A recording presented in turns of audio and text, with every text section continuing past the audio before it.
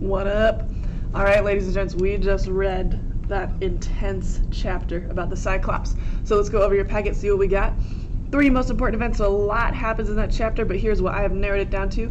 Number 1, Odysseus and his men journey to the island of the Cyclops, who is the son of Poseidon, which we know is a problem, right? Because Poseidon does not like Odysseus.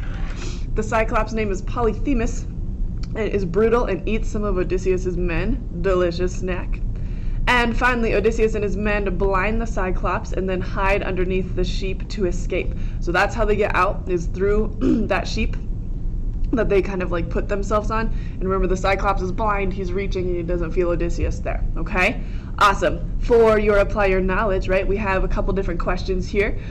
So how did Odysseus's characteristics show up when he was with the Cyclops? Did it help him? So he is very clever, creative, and coming up with a solution. He protects his men, but he also mocks the Cyclops, so he lets his pride get in the way, which ultimately leads to some issues for him. Great. So guys, in class we talked about these word meanings, so we need to guess using our connotation denotation like we had practiced in class. So first we know that exultant, it's an adjective, it's happy, so it has a positive connotation. And here we have the sailors would feel happy to be on their way. So that's the context clue that we have. Okay?